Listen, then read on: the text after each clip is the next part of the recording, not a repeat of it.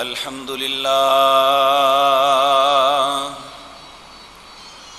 لله نحمده ونستعينه ونستغفره ونعوذ بالله من شرور أنفسنا ومن سيئات أعمالنا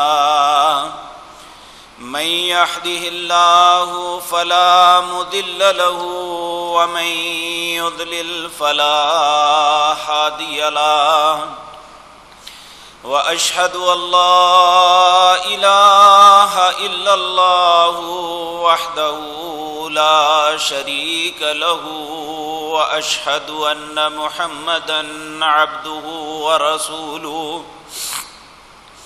أما بعد فإن خير الحديث كتاب الله وخير الهدي هدي محمد صلى الله عليه وسلم وشر الأمور محدثاتها وكل محدثة بدعة وكل بدعة ضلالة وكل ضلالة في النار رب اشرح لي صدري ويسر لي أمري واحلل عقدة من لساني يفقهوا قولي اللهم انفعنا بما علمتنا وعلمنا ما ينفعنا وزدنا علما رب أوزعني أن أشكر نعمتك التي أنعمت علي وعلى والدي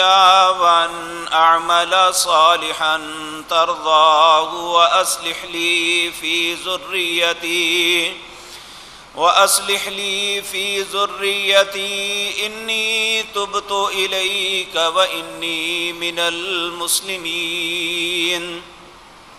أعوذ بالله السميع العليم من الشيطان الرجيم بسم الله الرحمن الرحيم وما أمروا إلا ليعبدوا الله مخلصين له الدين حنفاء ويقيموا الصلاة ويؤتوا الزكاة وذلك دين القيمة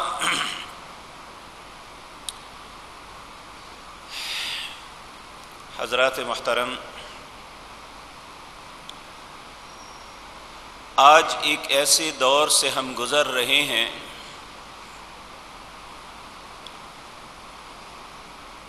جب دنیا کے اندر کفر جو ہے اپنی پوری قوت اور طاقت اور رعونت دکھا رہا ہے، اور امت مسلمہ کی حالت یہ ہے کہ ہم میں سے اکثر و بیشتر لوگ ایسے ہیں جنہیں اپنے دین کے متعلق کچھ بھی پتہ نہیں ہے، اور نہ ہی وہ اپنے دین کے متعلق معلومات حاصل کرنے کے خواہش مند ہیں۔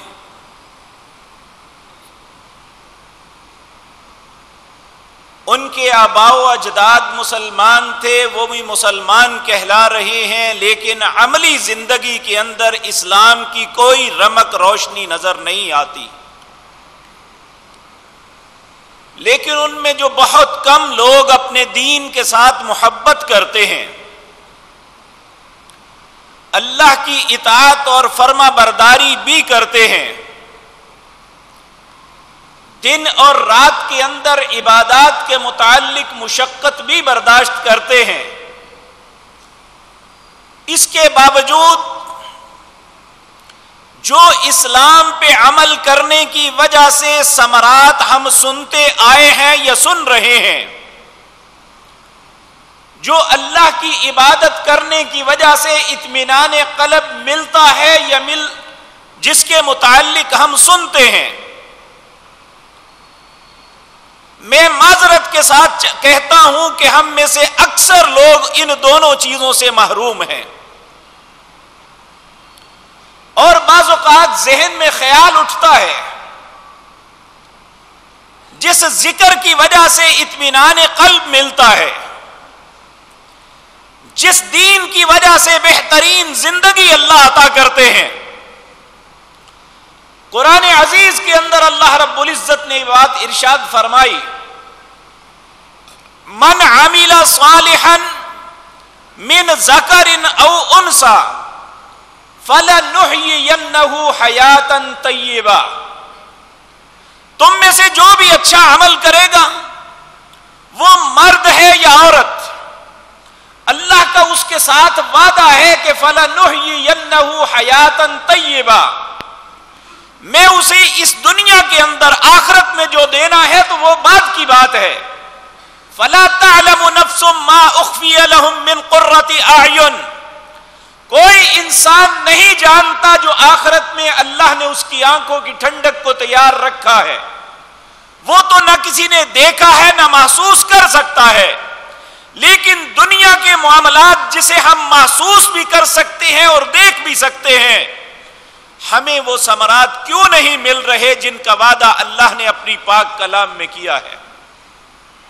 کیا نعوذ باللہ اللہ کے وعدے ختم ہو گئے ہیں؟ اللہ کے پاس وہ قوت و قدرت نہیں رہی؟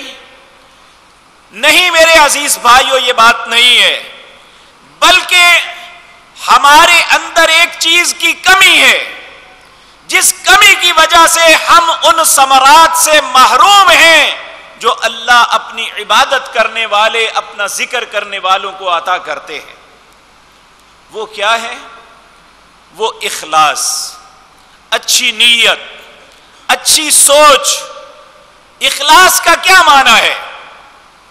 نبی کریم صلی اللہ علیہ وسلم آپ نے اس کی تعریف کی، اور لغت عرب ہمیں بتلاتی ہے، اسلامی شرع جو ہے وہ بھی ہمیں بتلاتی ہے کہ اس کے نزدیک اخلاص کیا ہے۔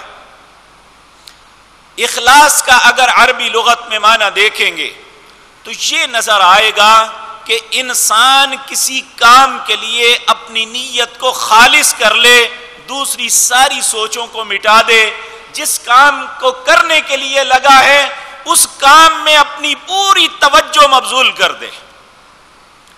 شرعی اصطلاح میں اس کا معنی یہ ہے کہ انسان جو نیک عمل کر رہا ہے، یہ نیکی سمجھ کے اسے کرنے لگا ہے، اس عمل کو اللہ کی رضا کے لیے کرے۔ لیکن یہاں ہم سے غلطی ہوتی ہے، ہم وظائف بھی کرتے ہیں، ذکر اذکار بھی کرتے ہیں، اللہ سے دعائیں بھی مانگتے ہیں، اور بعض اوقات نوافل بھی بہت سے ادا کرتے ہیں، راتوں کو بھی جاگتے ہیں، لیکن مقصود کیا ہوتا ہے؟ اللہ کی رضا نہیں، اپنی زندگی کی کوئی حاجت، اپنی کسی مصیبت کا مداوع، اپنی تکلیف کے لیے کرتے ہیں، اور اللہ رب العزت کو اس بات پہ گلہ ہے ہم سے۔ اللہ رب العزت فرماتے ہیں وَإِذَا أَنْعَمْنَا عَلَى الْإِنسَانِ أَعْرَضَ وَنَأَىٰ بِجَانِبِهِ وَإِذَا مَسَّهُ الشَّرُّ فَذُو دُعَاءٍ عَرِيضٍ، جب میں اس انسان کو نعمتوں سے نوازتا ہوں، یہ مجھ سے منہ پھیر لیتا ہے، یہ سمجھتا ہی نہیں ہے کہ کوئی اللہ کی ذات بھی ہے، مجھے اس کی عبادت کرنی ہے، مجھے اس کی بات ماننی ہے، اس کے کہے کے مطابق چلنا ہے، اس سے کچھ التجائیں کرنی ہے، میرے سارے معاملات کا کنٹرول اس کے ہاتھ میں ہے، اگر آج نعمتیں ہیں تو وہ چھین بھی سکتا ہے۔ وَإِذَا أَنْعَمْنَا عَلَى الْإِنسَانِ أَعْرَضَ وَنَأَىٰ بِجَانِبِهِ، جب انسان کو میں نعمتوں سے نوازتا ہوں یہ مجھ سے ہی روٹھ جاتا ہے، مجھ سے ہی منہ موڑ لیتا ہے۔ لیکن وَإِذَا مَسَّهُ الشَّرُّ، جب اسے تکلیف دیتا ہوں، کسی تکلیف میں مبتلا کرتا ہوں، فَذُو دُعَاءٍ عَرِيضٍ، پھر لمبی لمبی دعائیں مانگتا ہے۔ یہ اللہ رب العزت کو، تو یہ بات یاد رکھیں، اگر ہماری دعا، اگر ہماری عبادت، اگر ہمارے معاملات صرف اپنے مقاصد کے لیے، دنیا کے کسی کام کے حصول کے لیے، یا اپنی کسی مصیبت کے مداوے کے لیے ہی ہوں گے، تو اللہ رب العزت نے قرآن عزیز کے اندر فرمایا وَمِنْكُمْ مَنْ يُرِيدُ الدُّنْيَا وَمَا لَهُ فِي الْآخِرَةِ مِن نَصِيب، اگر صرف دنیا کے ارادے سے ہی مجھ سے مانگو گے، میرے ساتھ تعلق قائم کرو گے، میرے ساتھ تمہارا تعلق صرف تمہاری حاجت تک ہے، تو پھر یاد رکھو آخرت میں کچھ نہیں دوں گا، جو تمہاری خواہش ہے اس کے مطابق تمہیں دے دوں گا۔ اور ایک جگہ فرمایا وَمِنْهُمْ مَنْ يَقُولُ رَبَّنَا آتِنَا فِي الدُّنْيَا وَمَا لَهُ فِي الْآخِرَةِ مِنْ خَلَاقٍ، جو صرف دنیا کے ارادے سے ہی مجھ سے ملے گا، جو دنیا کے ارادے کے لیے ہی عبادت کرے گا، یہ بلکہ حج کے لیے فرمایا کہ انسان جو حج کرنے کے لیے جاتا ہے، جس میں مال بھی لگتا ہے، جس میں گھر بار بھی چھوڑنا پڑتا ہے، جس میں انتہائی مشقتوں سے گزرنا پڑتا ہے، کہا وَمِنْهُمْ مَنْ يَقُولُ رَبَّنَا آتِنَا فِي الدُّنْيَا، اگر صرف دنیا کے ارادے سے کیا، وَمَا لَهُ فِي الْآخِرَةِ مِنْ خَلَاقٍ، اس کا آخرت میں کوئی حصہ نہیں ہوگا۔ تو اخلاص کیا ہے؟ وَمِنْهُمْ مَنْ يَقُولُ رَبَّنَا آتِنَا فِي الدُّنْيَا حَسَنَةً وَفِي الْآخِرَةِ حَسَنَةً وَقِنَا عَذَابَ النَّارِ، انسان اللہ کی رضا کا ارادہ کرے، آخرت کے حصول کا ارادہ کرے تو دنیا کے معاملات اللہ عطا کر دیں گے۔ تو اخلاص یہ ہے کہ ہم دعا مانگنے لگے، ہم عبادت کرنے لگے، ہم معاملات کرنے لگے، تو اس میں سب سے اول اور آخر شرط یہ ہے کہ ہم اخلاص کے ساتھ وہ سارا کام کریں۔ میں نے آغاز میں آپ کے سامنے سورۃ بینہ کی آیت پڑھی جس میں اللہ رب العزت نے حکمن فرمایا، اور انبیاء یہ بات اعلان کہہ رہے ہیں وما امروا، ہمیں نہیں حکم دیا گیا الا مگر یہی لیعبدوا اللہ، ہم اللہ کی عبادت کریں، کس طرح؟ مخلصین لہ الدین، اس کے دین کے ساتھ خالص ہو کے، حنفاء للہ، اور ہمارے ذہن میں، ہمارے تخیلات میں صرف اللہ کی رضا ہونی چاہیے۔ میرے عزیز بھائیوں، جب انسان عبادت کرتا ہے تو اس کی دو چیزیں سامنے ہیں، ایک اس کے ظاہری اعضاء جو عمل کر رہے ہیں، وہ نماز ادا کرتا ہے، وضو کرتا ہے، ہاتھ ہلتے ہیں، ہاتھ باندھتا ہے، ہاتھ چھوڑتا ہے، رکوع اور سجود کرتا ہے، ایک ہے یہ اس کی ظاہری کیفیت، اور ایک ہے اس کی باطنی کیفیت جو اس کے دل کے اندر ہے۔ اگر یہ نماز ادا کرتا ہے اور اس کے دل میں صرف یہ ہے کہ میں صرف اپنے رب کو راضی کرنے کے لیے کر رہا ہوں، مجھے کسی کو کچھ نہیں دکھانا، مجھے کسی سے کچھ نہیں لینا، اگر کچھ لینا ہے تو اپنے رب سے، اور اللہ سے دنیا اور آخرت کی بھلائیوں کی توقع رکھ کے یہ کرے گا، تو پھر وہ جو اس کے اندر کی کیفیت ہے اللہ وہ دیکھ کے اس کا فیصلہ کریں گے۔ جس طرح کہ اللہ رب العزت نے فرمایا لن ینال اللہ لحومها ولا دماؤها ولکن ینالہ التقوی، اللہ کو تمہاری قربانیوں کا نہ گوشت پہنچتا ہے نہ خون پہنچتا ہے، ولیکن ینالہ التقوی، وہ تو تمہارے دلوں کے تقوی کو دیکھتا ہے۔ تو حدیث میں بھی نبی کریم صلی اللہ علیہ وسلم نے بھی ارشاد فرمایا ان اللہ لا ينظر الى صورکم واجسادکم، لوگو اللہ نہ تمہارے چہروں کی خوبصورتی دیکھتا ہے، نہ تمہارے جسموں کی قوت دیکھتا ہے، نہ تمہارے خاندانوں کی وجاہت دیکھتا ہے، اور پھر دیکھتا کیا ہے؟ وَلَكِنْ يَنْظُرُ إِلَىٰ قُلُوبِكُمْ وَأَعْمَالِكُمْ، اللہ تو تمہارے دلوں کی کیفیت دیکھتا ہے اور تمہارے اعمال کو دیکھتا ہے، کس نیت سے کر رہے ہو، سوچ کیا ہے۔ اور بدقسمتی سے میرے عزیز بھائیو دیکھو، ہم نے نیت کا معنی یہ سمجھ لیا کہ کوئی بھی عمل کرنے سے پہلے چند کلمات کو ادا کر لینے کا نام نیت ہے، حالانکہ یہ سوچ ہی غلط ہے۔ اگر ہم لغت عرب میں نیت کا معنی دیکھتے ہیں تو وہاں ہمیں معنی یہ ملتا ہے النیت عزم القلب، نیت دل کے ارادے کو کہتے ہیں، نہ کہ الفاظ کی ادائیگی کو۔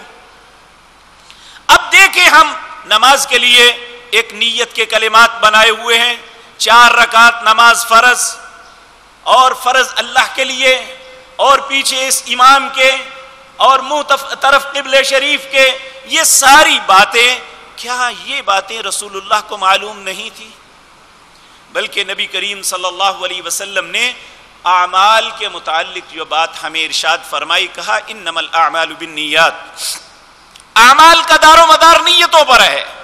کہا جس نے نیت اپنی اللہ کے لیے خالص رکھی اس کا اجر اللہ کے پاس ہے، اور جس نے دکھلاوے کی نیت کی اور اس کا وہ عمل اس کے لیے وبال بن جائے گا. اور پھر آپ نے ایک مثال دی. مثال یہ ہے کہ نبی کریم صلی اللہ علیہ وسلم جب مکے میں تھے تو اس وقت مکے کے ایک نوجوان کی منگنی ایک دوسرے خاندان کے لوگوں میں ہوئی. جب انہی حالات میں رسول اللہ کو ہجرت کا حکم ہو جاتا ہے. آپ مکہ مکرمہ چھوڑ کے مدینہ منورہ تشریف لے جاتے ہیں. اب بیٹی کے خاندان کے لوگ بھی مسلمان ہو گئے، وہ بھی مدینہ منورہ چلے گئے. اب اس نوجوان نے دل میں سوچا کہ مجھے ہجرت بے شک کرنی پڑے، میں نے شادی وہیں پہ کرنی ہے. اب سب لوگ ہجرت کر کے جا رہے ہیں، اس نوجوان نے بھی ہجرت کی، 496 کلومیٹر کا فاصلہ طے کر کے وہ بھی مدینہ پہنچا. جو مشقتیں لوگوں نے اٹھائی وہ مشقت اس نے بھی اٹھائی. اب اللہ جو دلوں کے حالات کو اللہ کے علاوہ کوئی نہیں جانتا، اس نے وہی کر کے اپنے نبی جناب محمد الرسول اللہ صلی اللہ علیہ وسلم کو یہ بات بتلائی. اور آپ بڑے دانا انسان تھے، آپ نے کبھی کسی کو ٹیز نہیں کیا تھا اور مجلس میں کسی کو بے عزت کرنے کی کوشش نہیں فرمائی تھی. آپ جب بھی سمجھاتے ایسے انداز میں بات فرماتے کہ جس بندے کی غلطی ہوتی اسے احساس بھی ہو جاتا اور لوگوں کو بھی نہ پتا چلتا کہ بات کس کی ہوئی ہے. نبی کریم صلی اللہ علیہ وسلم نے یہی حدیث پڑھی، انما الاعمال بالنیات. لوگوں، اعمال کا دار و مدار نیتوں پر ہے. جس نے ہجرت کی اللہ کے لیے اور اس کے رسول کے لیے اس کا اجر تو اس کے رب کے پاس ہے، اور جس نے ہجرت کی شادی کے لیے اسے وہ لڑکی شادی تو مل جائے گی لیکن اللہ کے پاس اس کا اجر نہیں ہوگا. اب آپ غور فرمائیں کہ دل کی کیفیت تھی ایک جو اللہ کے علاوہ کوئی نہیں جان سکتا.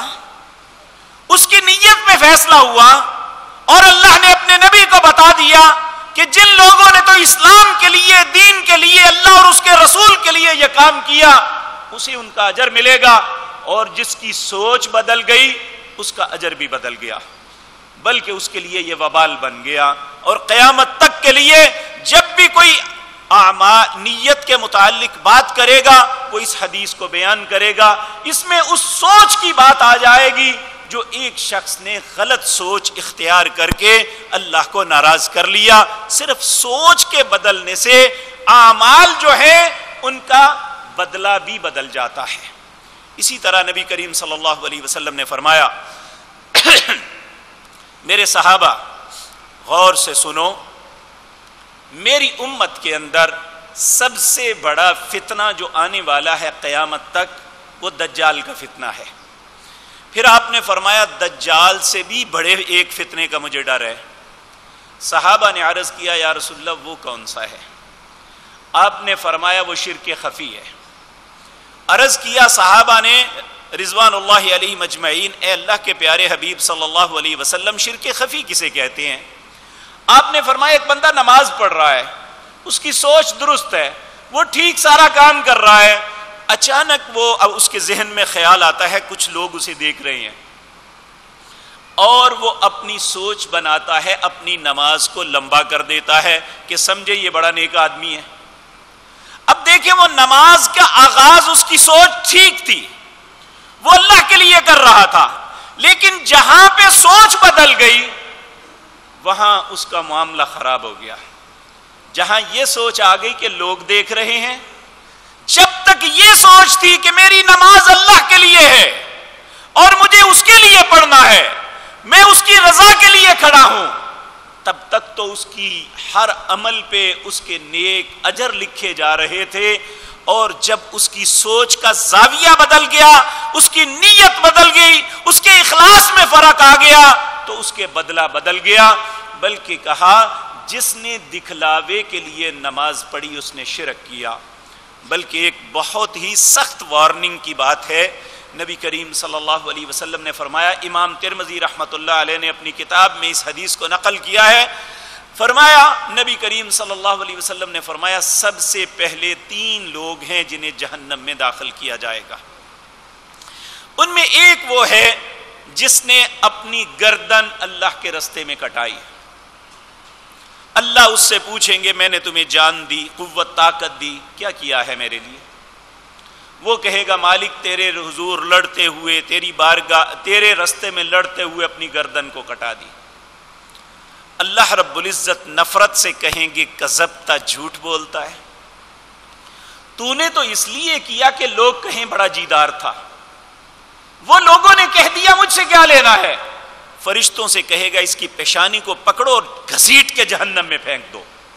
اب دیکھیں اس نے عمل کیا ہے اور نیک سمجھ کے عمل کیا ہے، لیکن اس کی سوچ اللہ کی رضا نہیں تھی، اور وہ اس کا عمل اتنی بڑی قربانی اس کے لیے وبال کا سبب بن گئی. دوسرا، اللہ کے رستے میں خرچ کرنے والا غنی، اللہ اسے اپنی بارگاہ میں کھڑا کریں گے، کہیں گے اے میرے بندے میں تجھے مال و دولت سے نوازا، اپنی بے شمار نعمتوں سے مزین تجھے کیا، تو نے میرے لیے کیا کیا؟ وہ کہے گا اللہ دن رات تیرے رستے میں خرچ کرتا رہا. اللہ رب العزت کہیں گے کذبتا، تو نے جھوٹ بولا ہے، تو اس لیے خرچ کرتا تھا کہ لوگ کہیں کہ بڑا بھائی سخی آدمی ہے. وہ لوگوں نے کہہ دیا، اب مجھ سے کیا لینا ہے؟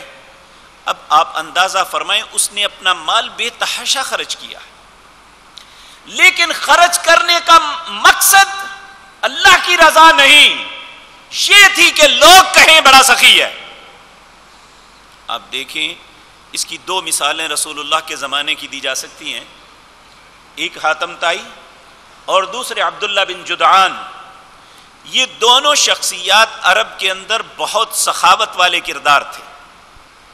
ایک دن نبی کریم صلی اللہ علیہ وسلم سے عبداللہ بن جدعان کے متعلق پوچھا گیا، اے اللہ کے پیارے حبیب صلی اللہ علیہ وسلم، عبداللہ بن جدعان وہ شخص تھا جو جتنے حجاج اس زمانے میں آتے ان کا کھانا، ان کا پینا، یہ سارا اس کے ذمے ہوتا تھا، اور وہ خوش دلی سے سارا کچھ کرتا تھا. نبی صلی اللہ علیہ وسلم سے پوچھا گیا، اے اللہ کے پیارے حبیب صلی اللہ علیہ وسلم، عبداللہ بن جدعان کے متعلق وہ کہاں ہوگا؟ آپ نے کہا فی النار، جہنم میں ہوگا.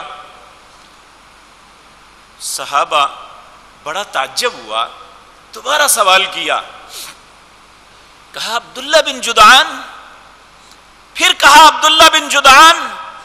آپ نے فرمایا میرے ساتھیو، اس نے زندگی میں ایک مرتبہ بھی یہ نہیں کہا تھا اللہم اغفر لی ورحمنی، اللہ مجھے معاف کر دے اور مجھ پہ رحم کر دے. کیا مطلب؟ اس نے جو کچھ کیا تھا اپنی بڑائی کے لیے کیا تھا، کہ لوگ کہیں کہ عبداللہ بن جدعان بڑا سخی تھا، اگر وہ اللہ کے لیے کرتا تو اللہ کی راہ میں دے کے تو اللہ سے التجا کرتا مالک قبول کر لے. اس لیے اس کا سارا خرچ کرنا، اتنی محنت مشقت کرنا. اور آج ہمارے بہت سے اپنے آپ کو دانا اور عقل مند سمجھنے والے وہ گنگا رام کو اور مختلف سکھوں، عیسائیوں اور یہودیوں کو وہ جنت میں داخل کر رہے ہیں، حالانکہ اللہ نے اپنے حبیب جناب محمد الرسول اللہ صلی اللہ علیہ وسلم کے ہاتھ سے کراس لگوا دیا کہ جس کے پاس ایمان کی نعمت نہ ہو، جس کے پاس اخلاص نہ ہو، وہ مسلمان بھی ہے اور رفاہیت کی ساری زندگی محنتیں کرتا رہا اور اس کا مقصود اپنے رب کی رضا نہیں ہے تو جہنم میں جائے گا. تو ہم کافر کو جنت میں بھیجنے پہ تلے ہوئے ہیں. تو میرے عزیز بھائیوں، ہمارے لیے سب سے اہم بات اخلاص ہے کہ ہم اپنی عبادات کو خالص کریں. کس کے لیے؟ اپنے رب کے لیے.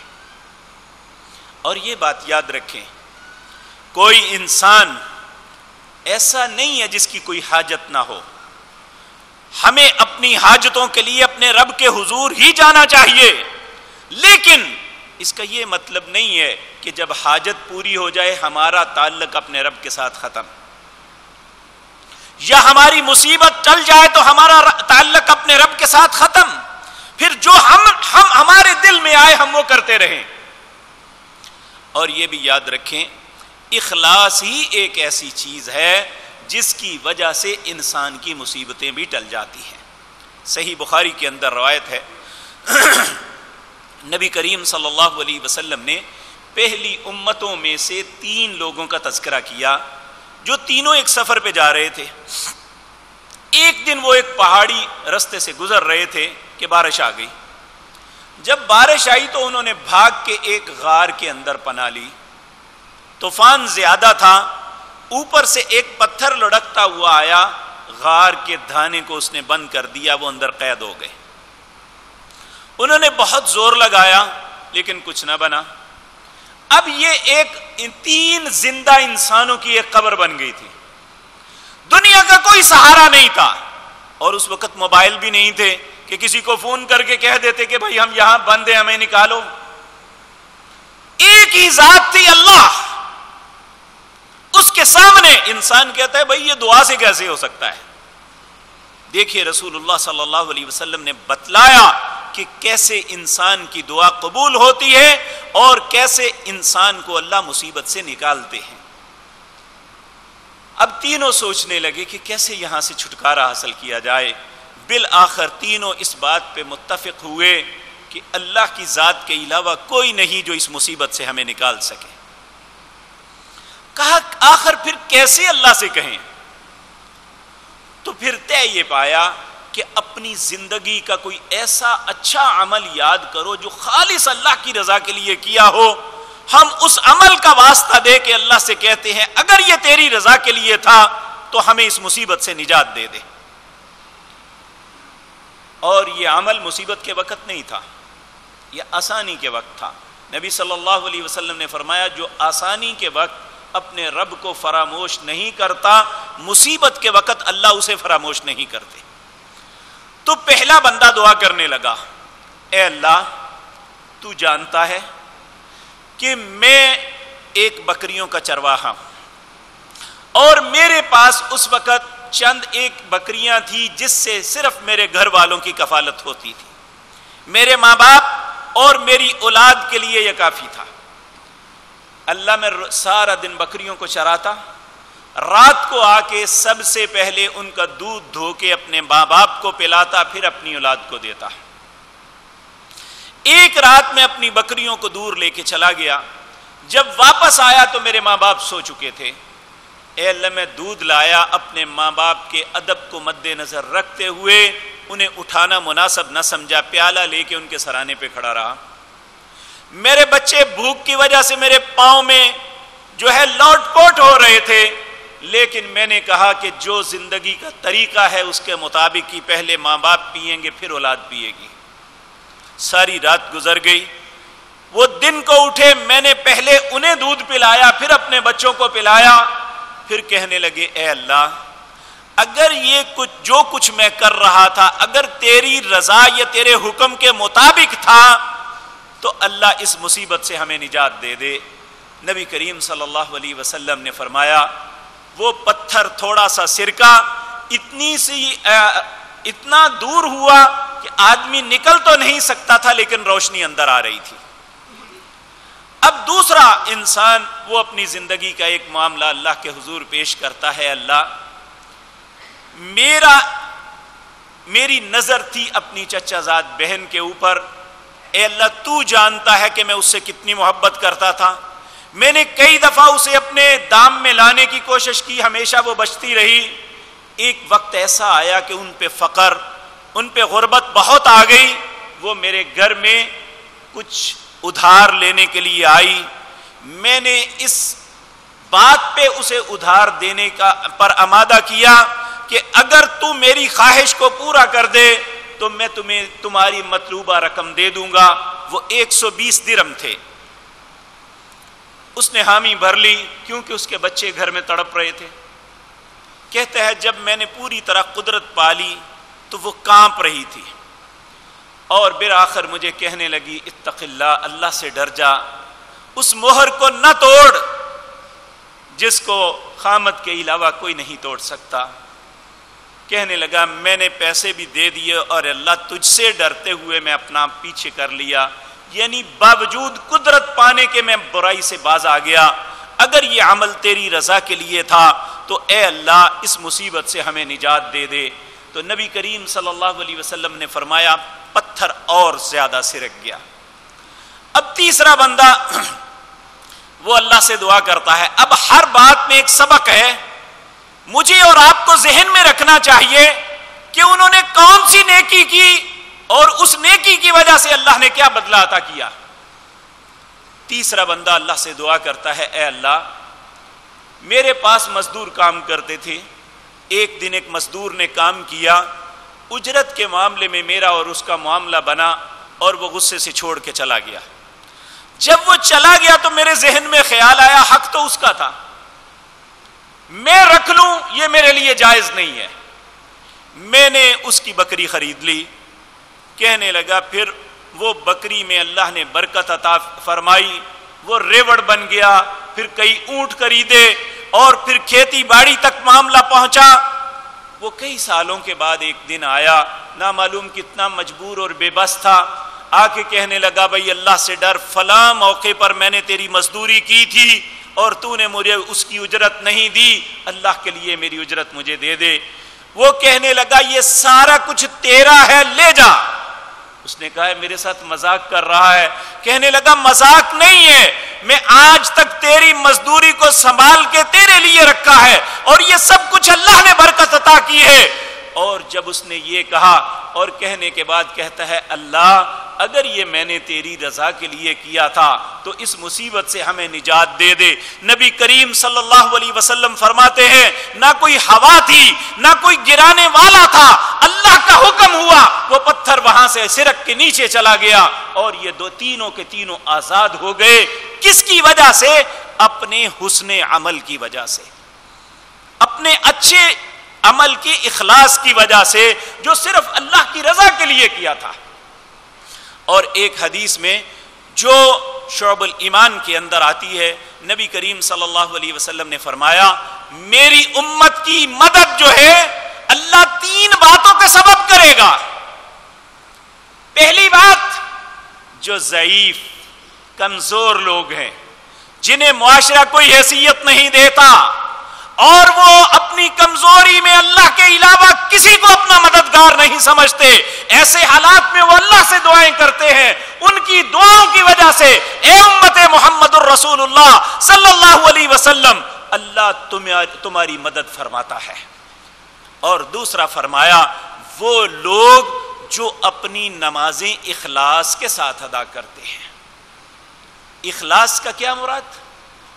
کہ ان کی نماز کا طریقہ رسول اللہ کی نماز کے طریقے کے مطابق ہے، ان کی سوچ جو رسول اللہ نے فرمایا اپنے رب کی رضا کے لیے ہوتی ہے۔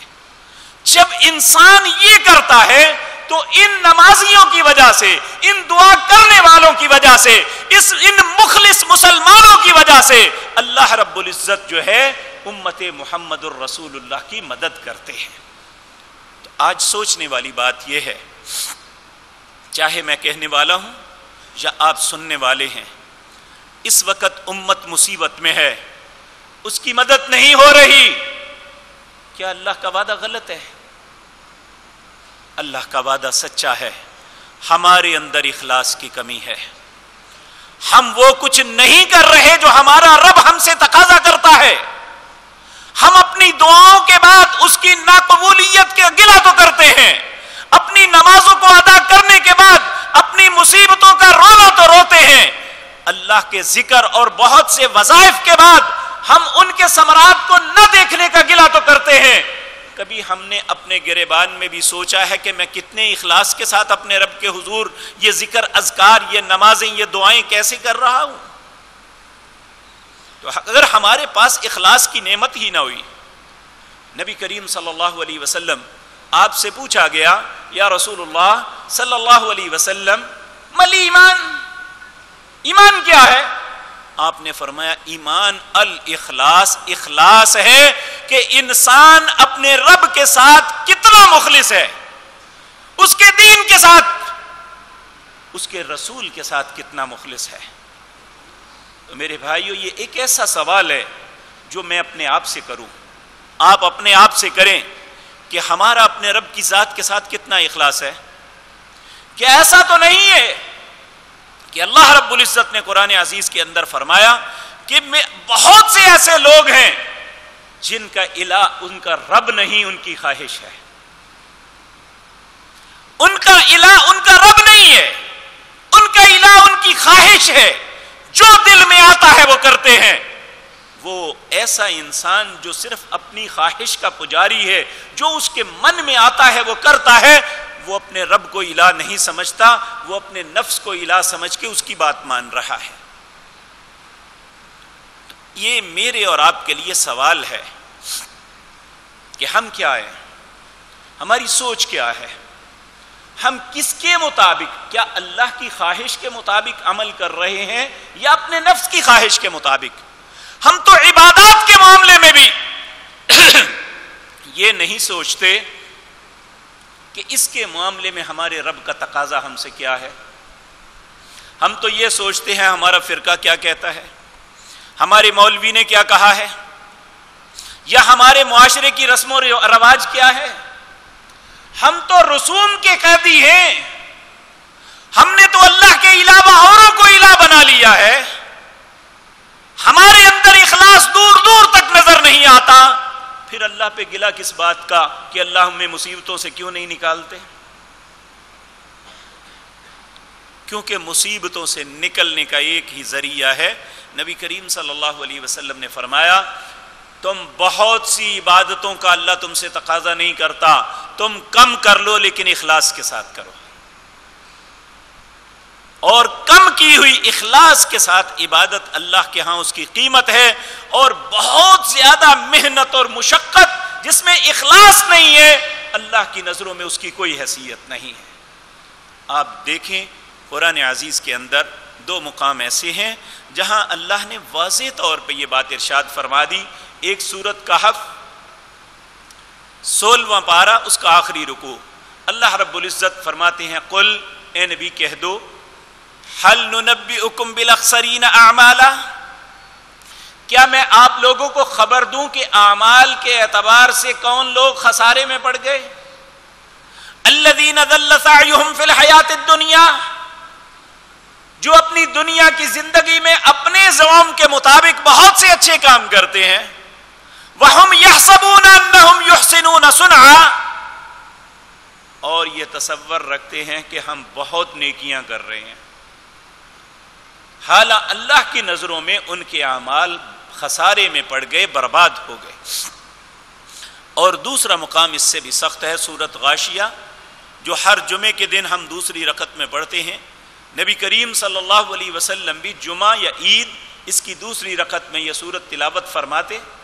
اس کے پہلے کلمات پہ غور فرمائیے، حل اتاک حدیث الغاشیہ، کیا آپ کے پاس غاشیہ کی خبر آئی ہے؟ وجوہ یومئذ خاشیہ، اس دن بہت سے چہرے ڈرے ہوئے ہوں گے. عاملۃ ناصبہ، عمل کر کر کے تھک جانے والے. تسلا نارا حامیہ، جہنم میں اوندے منہ گرا دیے جائیں گے. جبکہ اللہ مانتے ہیں عاملۃ ناصبہ، عمل کر کر کے تھک جانے والے، یعنی ان کے عمل سے انکار نہیں ہے، ان کے سوچ سے انکار ہے، ان کے عمل کرنے کے طریقے سے کا انکار ہے کہ یہ طریقہ تو رب نے بتایا ہی نہیں، انہوں نے تو رب کی رضا کی سوچ ہی نہیں رکھی. تو پھر ایسے اعمال جو ہیں تسلا نارن حامیہ، انسان کو اوندے منہ جہنم میں گرا دیں گے. میرے عزیز بھائیوں، میری عزیز بہنوں، یہ ساری گزارشات کا مقصد کہ ہم ایک ایسے نیکیوں کے موسم بہار کی طرف بڑھ رہے ہیں جو ہماری زندگی کی ساری خطاؤں کی معافی کا بھی سبب بن سکتا ہے اور ہمارے گلے کا طوق بھی بن سکتا ہے اگر ہم اخلاص نیت کے ساتھ اس کی طرف بڑھیں، اگر اس میں اعمال اللہ کی رضا کے ساتھ کریں. آپ دیکھیں نبی کریم صلی اللہ علیہ وسلم نے فرمایا من صام فی رمضان ایمانا واحتسابا، جس نے رمضان کا ایک روزہ رکھا ایمان کے ساتھ. ایمان کیا ہے؟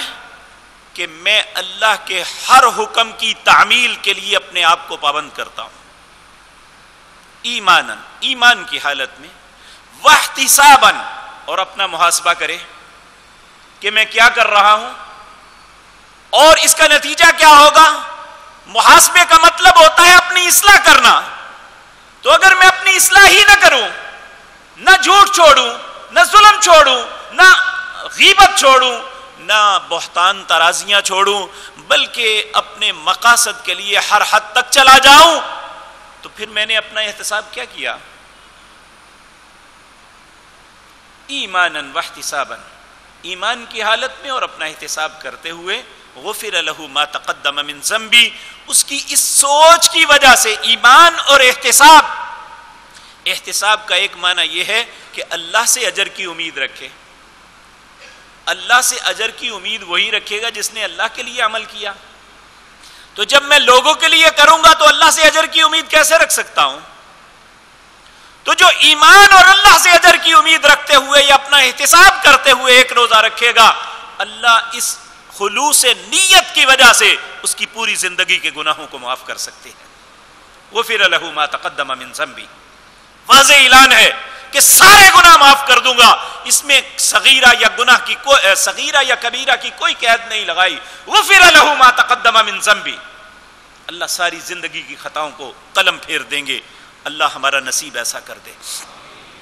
اور فرمایا من قام فی رمضان ایمانا واحتسابا غفر له ما تقدم من ذنبہ، جس نے رمضان کی ایک رات کا قیام ایمان کی حالت میں اور اپنا احتساب کرتے ہوئے اللہ سے اجر کی امید رکھتے ہوئے کیا، غفر له ما تقدم من ذنبہ، اللہ زندگی کی ساری خطاؤں کو معاف کر دیں گے.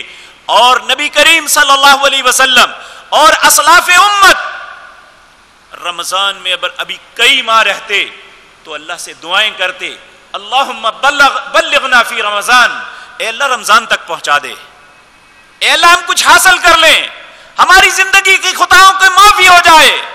اور جب رمضان ختم ہوتا ہے تو اللہ اپنے فرشتوں کو بلا کے کہتا ہے، میرے فرشتوں بتاؤ جس نے مزدوری کی ہے اس کا کیا بدلہ ہونا چاہیے؟ کہا اللہ اسے پوری اس کی مزدوری دینی چاہیے. کہا ان کی مزدوری یہ ہے کہ میں نے انہیں معاف کر دیا اور جنت کا وارث بنا دیا.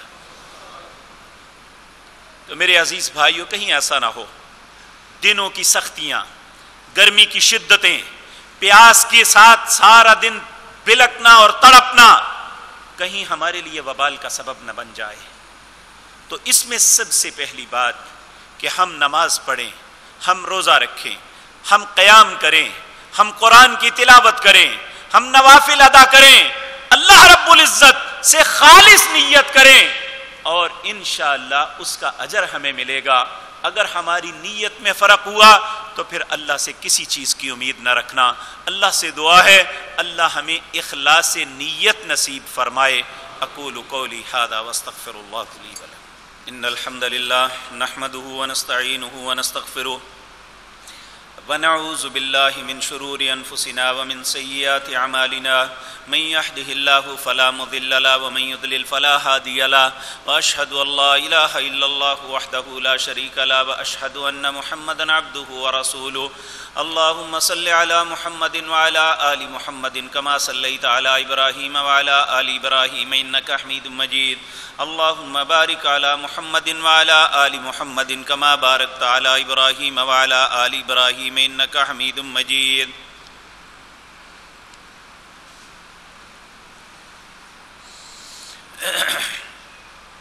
میرے عزیز بھائیوں، ہمارے ایک ساتھی ہیں، نمازی ساتھی حاجی محمد ارشد صاحب صراف، ان کا دماغ کا آپریشن ہوا ہے. میں انہیں دیکھ کے آج کافی حیران ہوا ہوں. تشریف لائے ہوئے ہیں، ان کے لیے دعا کریں اللہ انہیں صحت کاملہ عاجلہ عطا فرمائے. اور بھی جو بیمار ہیں اللہ سب بیماروں پہ رحم فرمائے. یہ ایک گھڑی ملی ہے، جس بھائی کی ہو وہ عبداللہ گن مین سے گیٹ پہ لے لے. ایک بھائی نے کہا کہ میری والدہ وفات پا گئی ہیں، دعا فرمائے اللہ انہیں ان کی مغفرت فرمائے اور آخرت کی منزلیں آسان کر دے. ایک بھائی نے کہا کہ میری جوان سال بیٹی پچھلے جمعے کو فوت ہو گئی ہیں، اللہ ان کی مغفرت فرمائے، اللہ ان پہ رحم کرے۔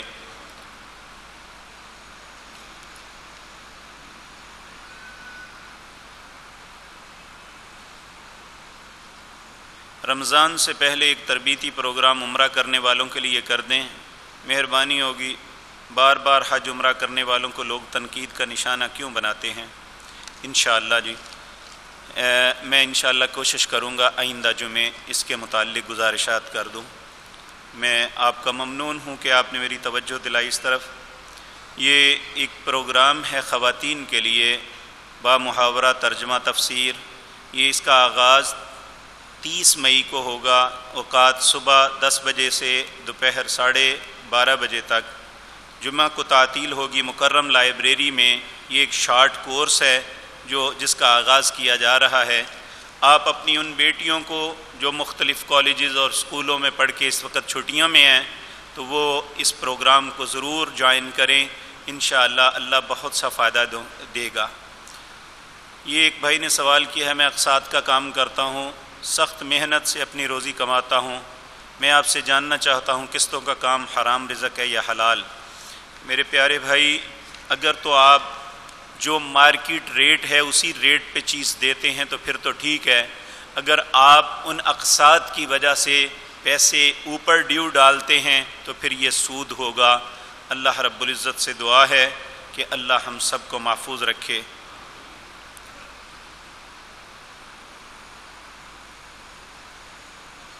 وسیلہ کے بارے میں بتائیں۔ ڈاکٹر ذاکر نائک صاحب نے کہا کہ وسیلہ شرک ہے، حرام ہے، سورۃ بقرہ کی کسی آیت کا حوالہ دیا ہے۔ میرے عزیز بھائی، اللہ رب العزت نے قرآن عزیز کے اندر واضح طور پہ فرمایا ہے وَقَالَ رَبُّكُمْ اُدْعُونِي أَسْتَجِبْ لَكُمْ، تمہارا رب کہتا ہے مجھ سے مانگو میں تمہاری دعا کو قبول کروں گا۔ إِنَّ الَّذِينَ يَسْتَكْبِرُونَ عَنْ عِبَادَتِي، جو میری عبادت سے میری دعا کرنے سے تکبر کرے گا، سَيَدْخُلُونَ جَهَنَّمَ دَاخِرِينَ، میں ان قریب اسے جہنم میں داخل کر دوں گا۔ تو ہم کیوں مصر ہیں؟ کیا دنیا میں کوئی ایسی ذات ہے جس کا بوجھ اللہ پہ ہوگا کہ وہ اللہ سے زبردستی منوا لے گا؟ توحید کے اندر ایک شق یہ بھی ہے، یہ بات یاد رکھے کہ اللہ نہ کسی کی محبت میں مجبور ہے اور نہ کسی کی وجہ سے، یعنی کسی کی سختی کی وجہ سے مجبور ہو سکتا ہے۔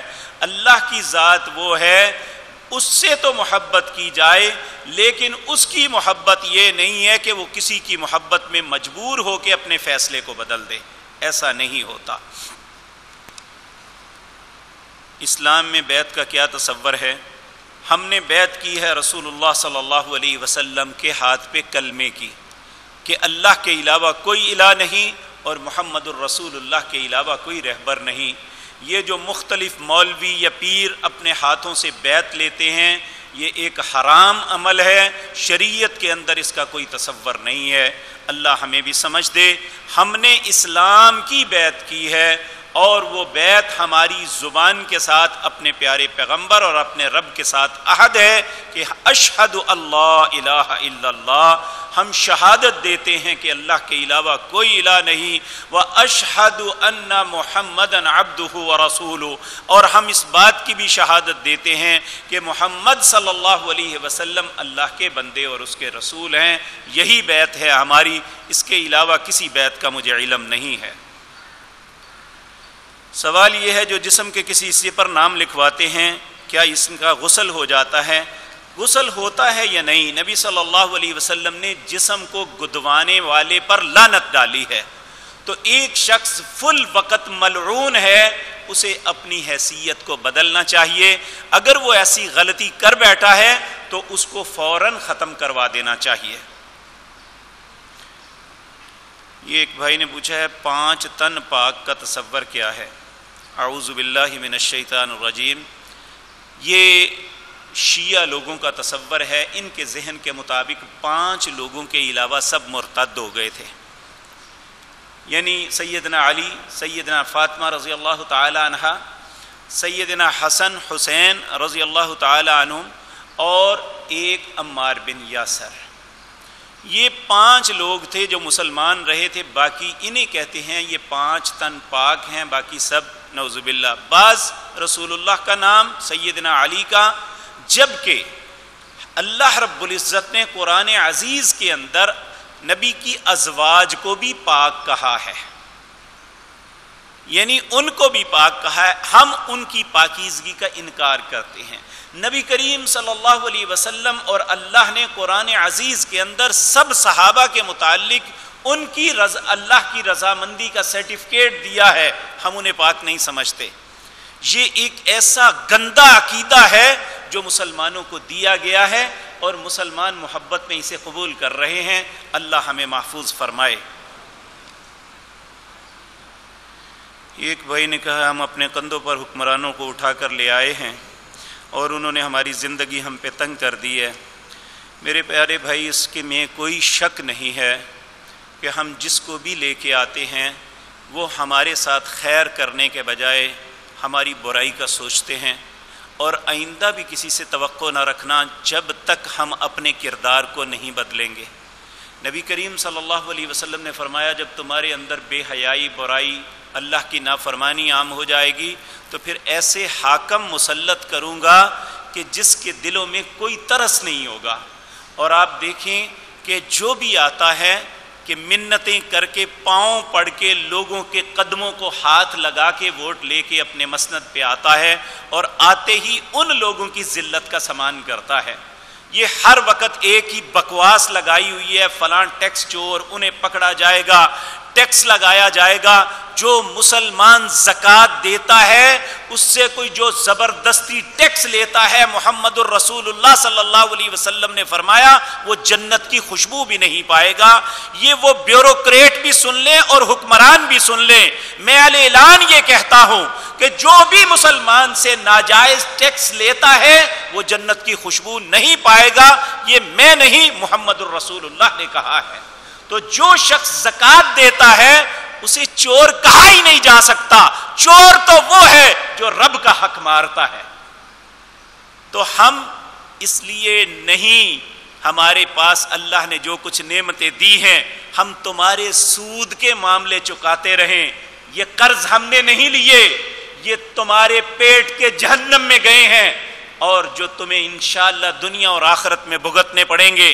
اور آپ دیکھتے ہیں کہ اتنا کچھ ہونے کے باوجود ان کی زندگی میں سکون نہیں ہے، چاہے وہ اپوزیشن میں ہے، چاہے وہ حکومت میں ہے، وہ بیوروکریٹ ہے یا سیاستدان ہے، جو حرام خور ہے اس کی زندگی میں کبھی سکون نہیں آئے گا۔ ایک بھائی نے کہا کہ وہ کون سی دعا ہے جس کے صبح شام 3 مرتبہ پڑھنے کا حکم دیا گیا ہے اور اس کے پڑھنے سے کوئی چیز نقصان نہیں دیتی؟ بسم اللہ الذی لا یضر مع اسمہ شیء فی الارض ولا فی السماء وهو السمیع العلیم۔ بسم اللہ، اللہ کے نام سے شروع کرتا ہوں، مع اسمہ شیء فی الارض، جب اس کا نام آ جائے تو کوئی چیز نقصان نہیں دے سکتی، نہ زمین میں نہ آسمان میں۔ لا یضر مع اسمہ شیء فی الارض ولا فی السماء وهو السمیع العلیم، وہ سننے والا اور جاننے والا ہے۔ نبی کریم صلی اللہ علیہ وسلم نے فرمایا جو صبح شام یہ پڑھے گا اللہ ہر قسم کے شر سے اسے محفوظ رکھے گی۔